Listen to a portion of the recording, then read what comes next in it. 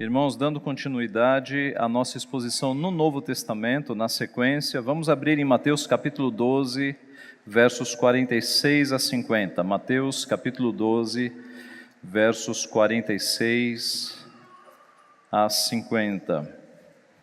Domingo passado nós recebemos os 3 versículos anteriores e agora na sequência nós vamos ver Mateus 12, de 46 a 50. Falava Jesus ao povo, e eis que sua mãe e seus irmãos estavam do lado de fora, procurando falar-lhe. E alguém lhe disse: tua mãe e teus irmãos estão lá fora e querem falar-te. Porém ele respondeu ao que lhe trouxera o aviso: quem é minha mãe e quem são meus irmãos? E estendendo a mão para os discípulos disse: eis minha mãe e meus irmãos. Porque qualquer que fizer a vontade de meu Pai Celeste, esse é meu irmão, irmã e mãe. Vamos orar? Pai Santo, nós te louvamos por tua palavra, que é tão poderosa para demover os nossos pensamentos errados, para destruir as nossas concepções antibíblicas do Senhor, arruinando sofismas, arruinando pensamentos que não estão condizentes com a tua vontade. Nós te louvamos porque a tua palavra endireita a nossa mente, endireita o nosso coração, endireita os nossos caminhos. Te louvamos porque a tua palavra é a fonte externa, inspirada e divina, da qual nós necessitamos para que a nossa mente seja transformada e o nosso coração seja mudado. Nós te louvamos porque ela está aos nossos olhos, na nossa língua. O Senhor fala conosco por meio dela. E te pedimos então, Pai, que nesta manhã o Senhor transforme a nossa mente, transforme o nosso coração. O Senhor destrua os pensamentos que não condizem com a Tua palavra, que as opiniões que são frutos de doutrinas de homens possam cair nesta manhã e que a Tua palavra, apenas a Tua palavra prevaleça em nossa mente, em nosso coração. Dá-nos um coração, ó Pai, um coração humilde, para que quando confrontados nas nossas ideias, nós possamos reconhecer o nosso erro e a soberania da Tua palavra. Dá-nos um coração ensinável, Pai. É o que nós pedimos, em nome de Jesus. Amém. O que deve ser mais importante na nossa vida? O nosso relacionamento com a família ou o nosso relacionamento com Deus? Esse é um texto precioso para nós tratarmos deste assunto. Imagine a cena que nós temos aqui. Jesus em uma casa cheia, repleta de pessoas, ao ponto de Maria e os irmãos de Jesus tentarem entrar na casa para falar com Jesus e não conseguirem. Havia tantas pessoas ali que o acesso de Maria e dos irmãos de Jesus foi impossível, foi impedido. Alguém avisa a Jesus que a sua mãe e os seus irmãos estão lá fora tentando falar com ele, e Jesus dá uma resposta surpreendente, uma resposta que nos traz algumas lições muito preciosas nesta manhã. A primeira lição é que a prioridade de Jesus era o reino, não era a sua família. A prioridade de Jesus era o reino, não era a sua família sanguínea, não era Maria e os seus irmãos a sua prioridade. Jesus estava ensinando então o povo naquela casa, e Maria e os seus irmãos tentam interrompê-lo. E Jesus não se deixa interromper. Ora, quem eram os irmãos de Jesus? Mateus, no capítulo seguinte, veja aí na sua Bíblia, capítulo 13, versículo 55, ele dá o nome dos irmãos de Jesus. Veja Mateus 13, 55. Não é este o filho do carpinteiro?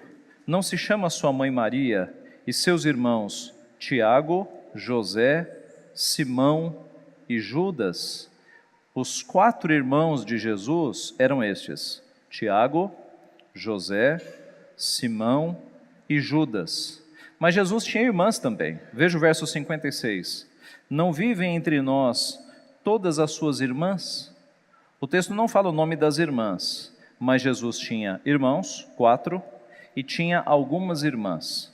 O texto fala que Maria e os seus irmãos estavam então tentando interromper Jesus, estavam ali tentando falar com Jesus.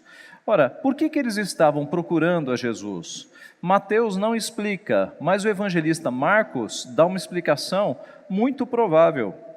Marcos capítulo 3, versículo 20, diz o seguinte, abra lá comigo, Marcos 3, 20. Para você ver com os teus próprios olhos. Marcos 3, 20.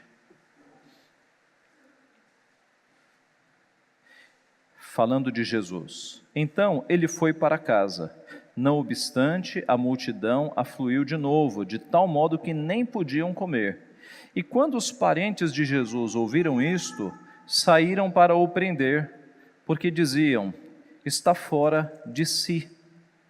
Está fora de si. Se você observar no relato de Marcos, na sequência do texto, no versículo 31, Marcos vai falar desse episódio que nós estamos estudando aqui, da família.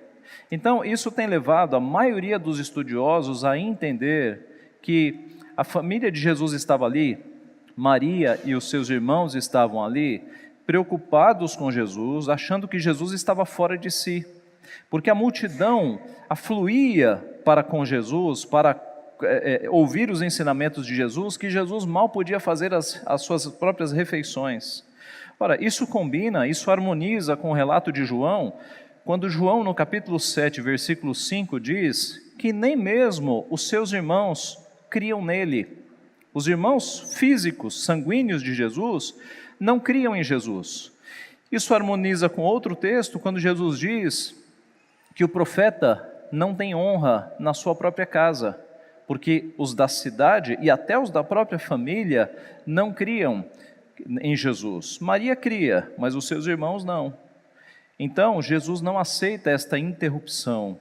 Assim como Jesus não aceitou a interrupção de Maria lá no casamento em Caná da Galileia. Lembra-se do primeiro milagre? Quando Maria chegou para Jesus e disse, eles não têm mais vinho. E Jesus não era o responsável pelo vinho da festa. Por que Maria foi falar para Jesus que o vinho tinha acabado? É óbvio que Maria queria que Jesus fizesse um milagre. É óbvio que Maria queria que Jesus se revelasse ali como Messias. E isso é perceptível na resposta que Jesus dá. Jesus fala, mulher, não é chegada ainda a minha hora. A minha hora não é chegada. Primeiro, ele a chama de mulher, ele não a chama de mãe, porque ele está colocando Maria no papel dela. Maria, agora não é conversa de mãe para filho, agora é conversa do Senhor para com a serva. Ainda não é chegada a minha hora. E esse texto, esta frase, chegada a minha hora, é uma frase, é uma palavra-chave no Evangelho de João. Várias vezes ela se repete. Até a última vez, quando Jesus na cruz diz, é chegada a minha hora. Então Maria estava pedindo para que Jesus adiantasse o processo e se revelasse ali a todos como Messias, mas Jesus disse, ei, isso não é da tua alçada, não é chegada a minha hora. Jesus faz o milagre silenciosamente, ele não faz um espetáculo como Maria queria. Então note, a prioridade de Jesus nunca foi Maria, a prioridade de Jesus nunca foi os seus irmãos, a prioridade de Jesus foi o reino, foi fazer a vontade do seu Pai. E aqui, quando Maria e os seus irmãos tentaram interrompê-lo, talvez não compreendendo o ministério de Jesus, tentando tirá-lo da multidão, Jesus nem foi atendê-los. Ele disse, quem é a minha mãe e os meus irmãos, senão estes daqui que fazem a minha vontade? Então a primeira lição que esse texto nos traz é que a prioridade para Jesus era o reino e não a sua família física, a sua família sanguínea. A segunda lição que esse trecho nos traz é que laços espirituais são mais importantes que laços de sangue. Laços espirituais são mais importantes que laços de sangue. No nosso texto, alguém então anuncia para Jesus, tua mãe e teus irmãos estão lá fora e querem falar-te. E aí Jesus pergunta, quem é minha mãe e quem são os meus irmãos? Ora, num primeiro momento, parece de novo que Jesus está numa resposta que mal educada, não é? Jesus está desprezando a família. Não, Jesus nunca desprezou a família. A prova disso é que quando Jesus estava na cruz, Ele chama João, o discípulo amado, chama Maria, e ele diz para João: João, eis aqui tua mãe, Maria, eis aqui teu filho. Jesus passa a guarda de Maria para o discípulo amado. Tudo indica, José já fosse falecido naquela época. Você deve notar na narrativa bíblica que José, o pai de Jesus, ele some depois dos 12 anos de idade de Jesus. Naquele episódio em que Jesus, ele se perdeu em Jerusalém e foi encontrado com os doutores aos 12 anos, José estava ali. O registro bíblico dá um pulo para o começo do ministério de Jesus aos 30 anos. E a partir dos 30 anos, você não tem mais notícias de José. O que nos leva a entender que em algum período entre os 12 anos de Jesus e os 30, José tenha falecido nesse período, dado o silêncio de José no ministério de Jesus Cristo. Maria sempre aparece sozinha depois dos 30 anos de idade de Jesus. É por isso, então, que, cuidadoso com a sua mãe, que na cruz ele chama João e fala: João, eis aí tua mãe, Maria, eis aí teu filho.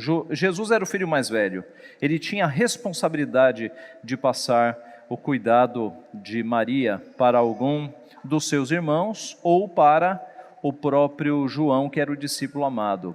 Isso nos mostra, meus irmãos, que Jesus nunca descuidou de Maria, mas que laços espirituais são mais importantes do que laços familiares.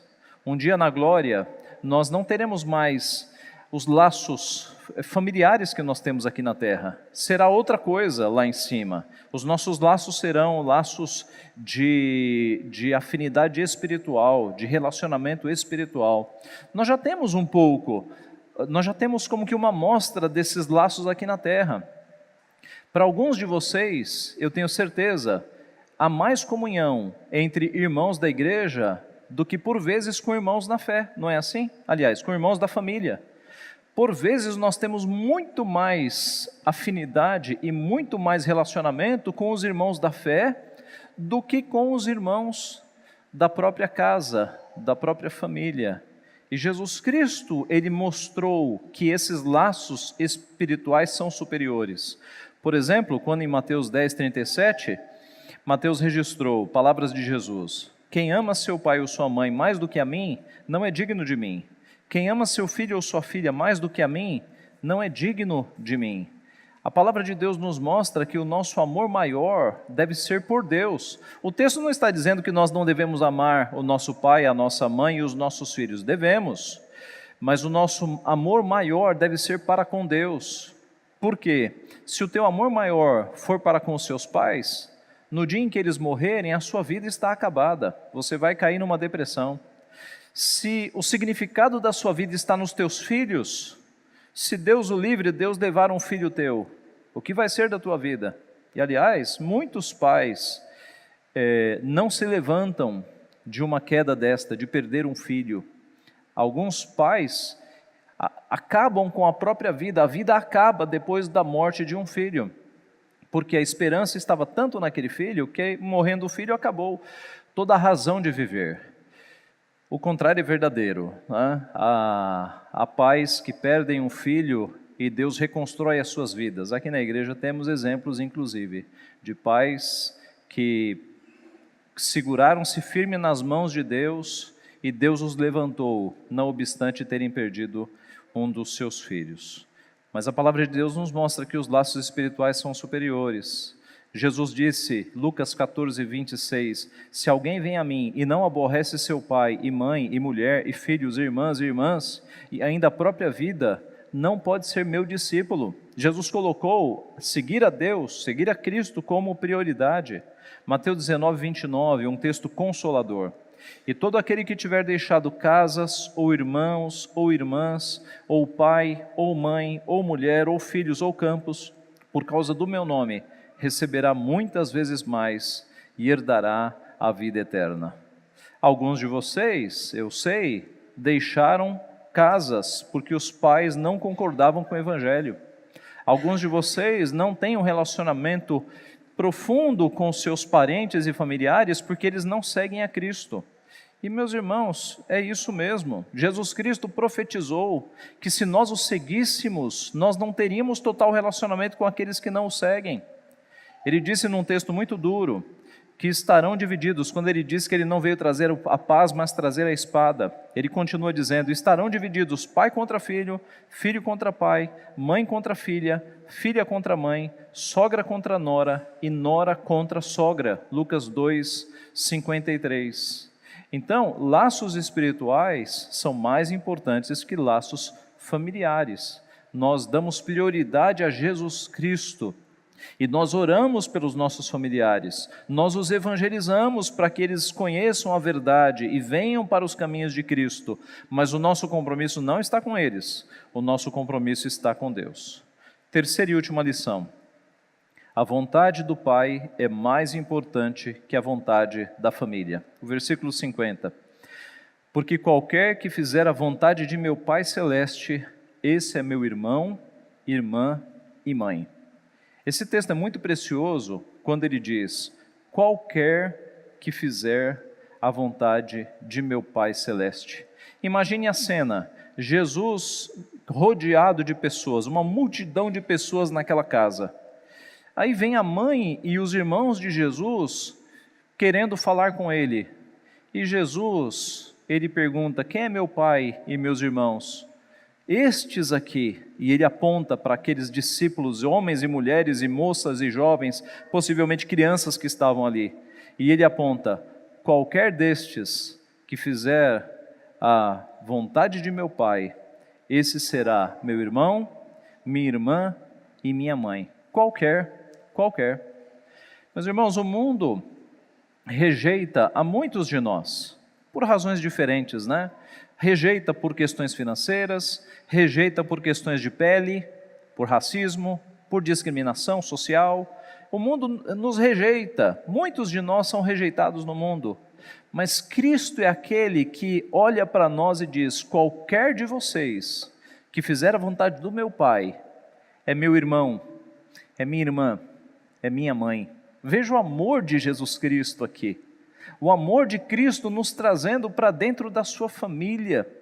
Nós temos em Cristo o nosso Redentor, o nosso Salvador, e em termos de filiação, Ele é o nosso irmão mais velho.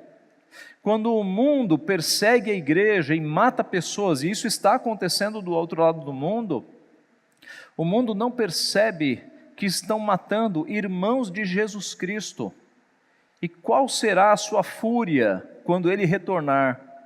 E quando Ele castigar e vingar os seus irmãos que foram perseguidos, foram torturados e foram assassinados. Jesus Cristo voltará em toda a sua glória e na ira do Cordeiro para vingar o sangue dos seus irmãos que foram assassinados. Nós somos irmãos de Jesus Cristo, Ele nos traz para dentro da sua família.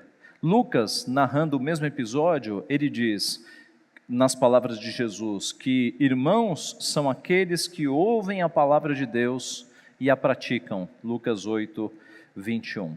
Ali, nos discípulos de Jesus, você tinha dentre os 12, a maioria deles havia deixado família para trás. Os pescadores deixaram o seu pai no barco.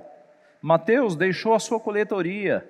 Os discípulos haviam deixado família para seguir Jesus Cristo. Eles haviam incorporado já essa prioridade do reino. E agora Jesus está se referindo a toda aquela multidão que está ali. O puritano Matthew Henry, ele diz assim: sua mãe e seus irmãos ficaram do lado de fora, desejando falar com ele, quando deveriam estar do lado de dentro, desejando ouvi-lo. A mãe e os irmãos estavam do lado de fora querendo interromper, querendo falar. Mas corretos estavam aqueles discípulos que estavam ali dentro, querendo ouvir Jesus Cristo. A vontade de Deus é sempre mais importante que a vontade da família, não tenha dúvida. O mesmo autor, Matthew Henry, diz assim: note que todos os crentes obedientes estão próximos de Jesus Cristo. Usam seu nome, carregam sua imagem, têm a sua natureza, são da sua família, Ele os ama, conversa livremente com eles como nas suas relações, Ele lhes dá as boas-vindas à sua mesa, cuida deles, providencia tudo para eles, vê que eles não querem nada que lhes seja adequado, que não querem nada que seja adequado para eles.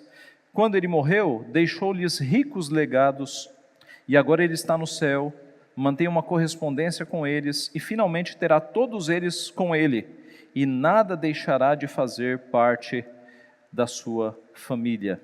Nem jamais se envergonhará das suas más relações, mas o confessará diante dos homens, diante dos anjos e diante do seu Pai. Assim, meus irmãos, a vontade de Deus, a vontade do Pai é mais importante que a vontade da família. Eu concluo com algumas aplicações. Primeira, nada do que a Bíblia fala nesses termos invalida o quinto mandamento. Qual é o quinto mandamento? Honra teu pai e a tua mãe. Então, nada disso que foi falado, da nossa prioridade para com Deus, ao invés da família, invalida o mandamento de que nós devemos honrar os nossos pais, devemos obedecer os nossos pais, devemos cuidar dos nossos pais. O quinto mandamento não é um mandamento só para crianças, quando nós dizemos para as crianças que elas devem obedecer e honrar os seus pais. É um mandamento para adultos. Enquanto os nossos pais forem vivos, em idade avançada, nós somos responsáveis por eles, nós temos que cuidar deles. Você não deve pegar o seu pai e a sua mãe e largar num asilo para se livrar do seu pai e da sua mãe, do trabalho de cuidar deles. Você deve cuidar dos seus pais, ou se você colocar num local, tem que ser um local que vá de fato cuidar. Muita gente nesse mundo, quando chega aí no ápice da carreira, do trabalho, e os pais começam a ser um peso no sentido de cuidados físicos, eles se esquecem dos pais. Isso é quebrar o quinto mandamento. O quinto mandamento é um mandamento que nos acompanha a vida inteira. Enquanto os nossos pais forem vivos, nós temos que cuidar deles, devemos zelar pela vida deles. Deus vai cobrar isso de nós. Então, nada do que foi dito aqui invalida o quinto mandamento. Mas, pastor, não há uma contradição então? Nenhuma contradição. O quinto mandamento nos mostra que nós temos que cuidar dos nossos pais. E entre obedecer os nossos pais e obedecer a Deus, nós obedecemos a Deus. Deus é o nosso Pai superior, Ele é a autoridade superior. De modo que se um pai ou uma mãe proíbem vocês de seguirem a Cristo, vocês vão desobedecer pai e mãe para seguir a Cristo. Porque Cristo é a nossa autoridade superior. Se o presidente da República quiser nos impedir de seguir a Cristo, nós vamos seguir a Cristo. Ele é o nosso Redentor, é a autoridade superior. Uma segunda aplicação, e agora, as próximas aplicações têm relação com o nosso país, que é mariólatra, porque é um país de formação católico romano. O catolicismo romano pegou a figura da bem-aventurada Maria, nossa irmã preciosa, jovem piedosa, e tirou da condição bíblica e a elevou a uma condição de veneração, de co-mediadora, de corredentora, de rainha celeste, de regina celeste, de rainha dos céus, coisa que a Bíblia não fala, meus irmãos. A Bíblia não coloca Maria como numa posição de ser venerada ou de ser adorada. O texto bíblico nos dá algumas mostras muito suficientes e interessantes de que Maria não é soberana, de que Maria foi uma serva fiel do Senhor, mas nunca quis ser adorada ou venerada. Então, a segunda aplicação: Maria não é rainha do céu, não tem autoridade. Jesus não aceitou a sua interrupção. Notaram isso? Se Maria fosse rainha dos céus, quando Jesus ouvisse, tua mãe está lá fora, ele pararia tudo, iria atender a mãe. Meus irmãos, ele não parou tudo. E pior, ele disse, quem é minha mãe e meus irmãos, senão estes aqui que fazem a minha vontade? Então você nota que Maria, ao contrário do que o romanismo fala, não é rainha dos céus. Jesus não aceitou a sua interrupção, assim como ele não aceitou o seu pedido lá em Caná da Galileia, quando ele transformou a água em vinho. Lá ele também não aceitou o pedido de Maria de se tornar conhecido naquele momento como o Messias. Ele disse, mulher, que tenho eu contigo? ainda não é chegada a minha hora. Uma terceira aplicação, então. O dogma da perpétua virgindade de Maria é uma farsa. A doutrina que o romanismo criou, de que Maria é virgem até hoje, é uma mentira. Maria não foi sempre virgem. Ela foi virgem até o nascimento de Jesus. Jesus nasceu sem participação masculina. Jesus foi gerado pelo Espírito Santo.